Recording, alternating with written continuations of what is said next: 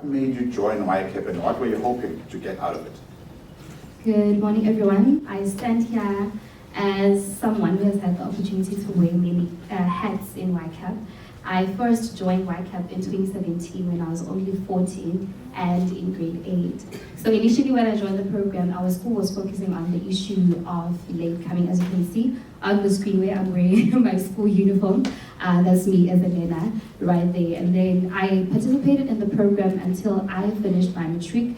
And some of the projects that we worked in YCAP is solving the issue of child-headed families in our community. So I come from a very small town in the Free State called Sheane. And we found that there were many learners who were living independently alone because the parents are either working in the mines or working in the farms to try to bring food at home. Others, the parents are already deceased. So that's one impactful project that I can highlight that we got to work on, and we managed to make it to the national as a team.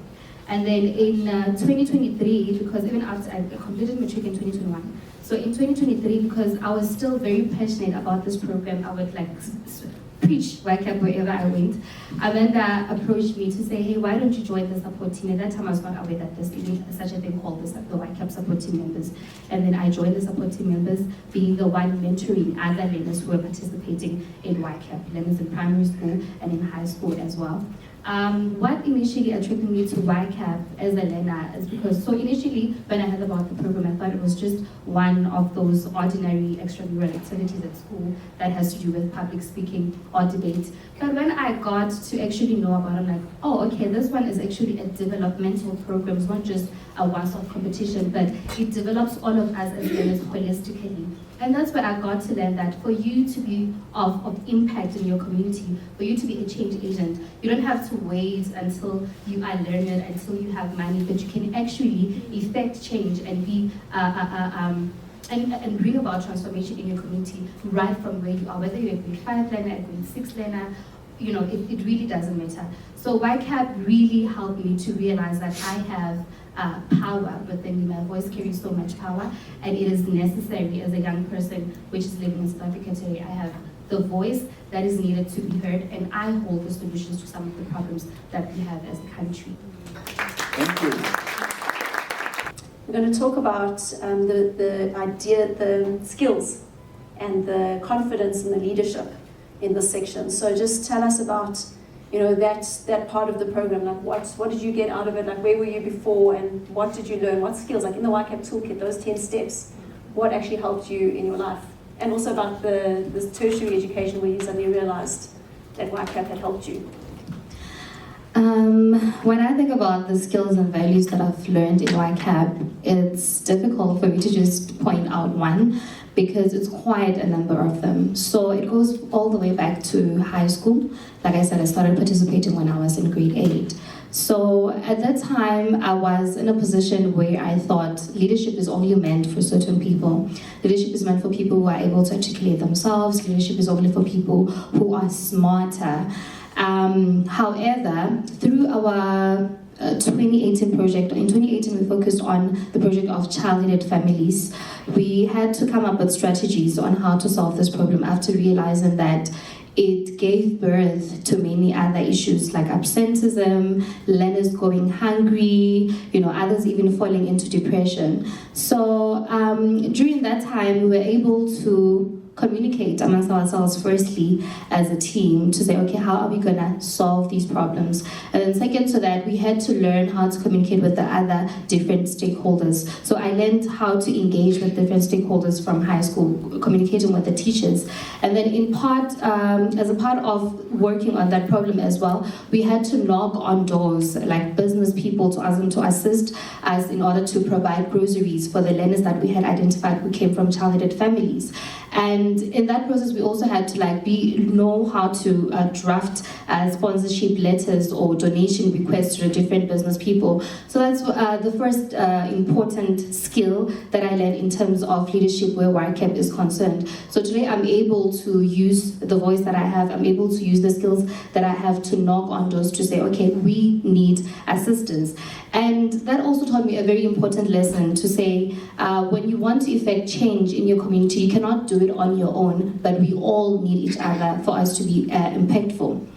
And then I'll fast forward to 2023 when I became a support team member. So as a support team member, we are responsible for mentoring other primary school and high school learners who are part of the projects. So I learned how to be able to facilitate workshops, for example, because we would be the one who are responsible to ensure that the learners know what YCAP is all about, or explain the steps in the YCAP toolkit from step 1 up until step 10. So I learned facilitation skills at that moment. And then in 2024, I was also promoted to being the provincial manager for Free State, and I was managing a team of 80 schools, if I remember correctly, and each team had about 4 learners. So within that 80, I also had other people, other support team members who were falling under me, about 7 of them. So I at that moment, I learned how to be an effective communicator and to be an effective leader. And I also learned things such as, when you are a leader,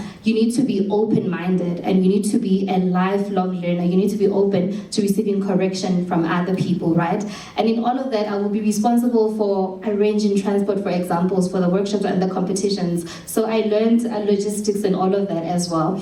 And then that also helped me to also be bold enough to take on leadership position at the university that I'm currently studying in. I'm currently studying at the University of the Free State, and I took it upon myself to be part of the peer educators within the university, because what YCAP also taught me is to be of impact in every space that I find myself in. So I couldn't just settle with mentoring other schools or bringing about change in my own community, but I said, okay, even here in the university, what is it that I can do to contribute meaningfully to others? So we speak about gender-based violence, substance abuse, health issues with the students.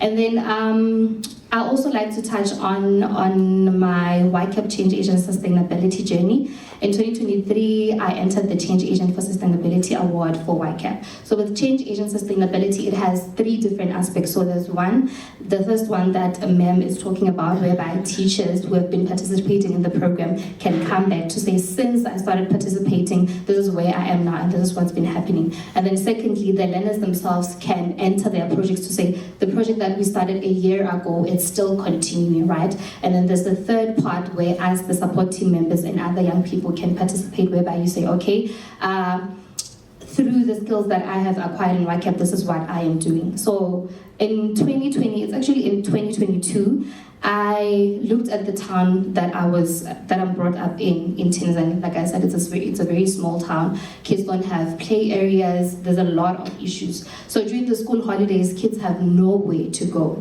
And then during that time, it's also when I stumbled upon an article online that spoke about how South Africa is facing an illiteracy crisis, whereby more than 80% of grade 4 kids cannot read for meaning. So as a YCAP learner, or as a former YCAP participant, I had to try to find a solution in how do I bridge the 2 things together and provide a solution that solves both problems. The fact that there are no play areas for the kids in my hometown, and the fact that kids are struggling to read for meaning. And then that's when my reading club was birthed, which translates to knowledge is light, or knowledge is enlightenment in English. And I gather the primary school kids from grade 1 to grade 7 during the school holidays. I tried to come up with reading materials for them. I used the Nalibali reading resources, and these kids are able to take turns reading. We read passages, they're able to answer the questions that day and everything. So that's when I entered the YCAP Change Agent for Sustainability Award, and fortunately I was able to win first place because of the portfolio of evidence that I had compiled on that journey. And then, I won first place, and because of the wonderful partnerships that YCAP has with various stakeholders, one that stands out for me is the partnership that they have for Boston City Campus, because what I forgot to mention, in that same year, in 2023, I was on a gap year, right? And then one of the prizes that I won was the opportunity to study any higher certificate of my choice. So I studied a higher certificate in business management practice with Boston the following year in 2024, and I managed to graduate in record time in 2025. And then through all of that, as I was engaging with the different learners from different communities through my role as a support team member, I realized that the most common thing for people like us who come from impoverished communities, who come from schools that lack resources, that we lack confidence when we find ourselves in rooms with people from advantaged backgrounds, right? And then that birthed the idea for me to write my own children's book. If you can see the first picture on the slide, that's my children's book. It's written in my home language because I'm also very passionate about preserving my home language of Sesotho. And the title of the book is Boitshepo o ithuta ho itshepa. And it ties down to the first skill or the first value that YCAP taught me, which is confidence. I think if you had all of us here, we've been saying YCAP has taught us to be confident. So in this book, I teach children how to be confident, how to use their voices to effect change. I'm very, very grateful to this program, and I'm very grateful to Amanda. I think Peto said something about when he comes to YCAP events, the parents will be like, oh, you're going to Amanda. So that has always been the case with me too. I don't be like, oh, okay, you're going to see Amanda. Oh, we know her, Amanda's child. They call me Amanda's child at home. Another thing that I love about YCAP is the emotional intelligence. It also cultivates our emotional intelligence. When we work on projects, sometimes you get frustrated, sometimes you don't get along as a team, and there's that other one who just shut down when things are not going their way. There's someone who'll be shouting, or someone, that disconnection, right? So, but with YCAP, as you work on a project, you get to learn that sometimes you need to, be calm and focus on the problem that you're having and work on it together as a team. Conflict resolution as well. I used to be someone who runs away from conflicts. When there's a conflict occurring, I'm like, ooh, I don't want to be part of that. But with YCAP, you can't move forward if you don't address the elephant in the room. So that's what I have learned, and I've also learned how to be